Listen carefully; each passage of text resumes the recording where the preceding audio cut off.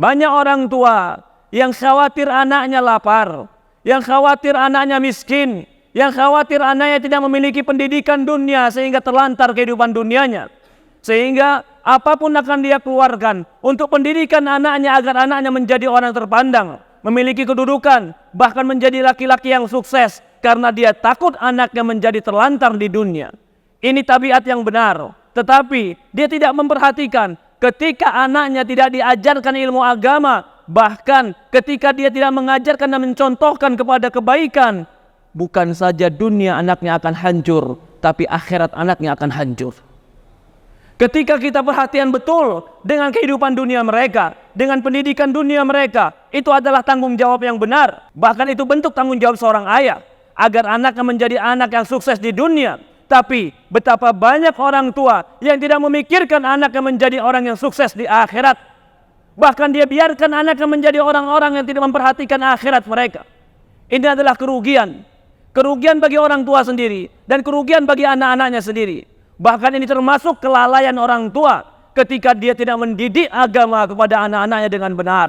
Wahai orang tua, wahai ayah, sesungguhnya ketika kau didik anakmu dengan agama yang benar, kebaikan itu akan kembali kepadamu. Tapi ketika kau tidak kenalkan dia dengan Tuhannya, tidak kau kenalkan dia dengan Allah, maka jangan salahkan suatu hari dia akan melupakan dirimu. Karena ketika dia belajar agama, dia tahu bagaimana Al-Quran, dia tahu bagaimana hadis Rasulullah SAW, dia akan belajar di dalam Al-Quran dan hadis harus memuliakan orang tua, harus patuh orang tua, bahkan pintu surga adalah orang tua, bahkan memuliakan orang tua adalah sebuah jihad fisabilillah. Maka dia tidak akan pernah menelantarkan engkau karena dia kenal dengan agamanya.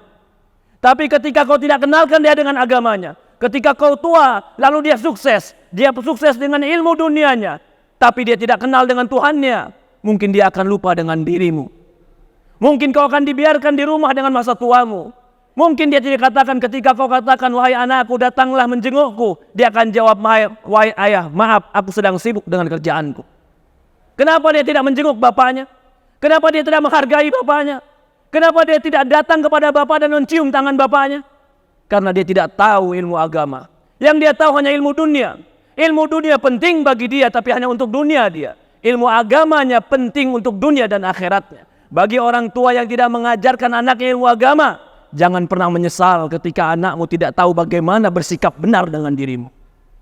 Ajari mereka ilmu agama, agar mereka tahu bagaimana mereka bersikap dengan orang tua mereka. Jangan orang tua mengatakan, anak saya sudah sukses tapi semua lupa kepada saya. Seolah-olah dia mengeluh tentang lupanya anak-anak kepada dia.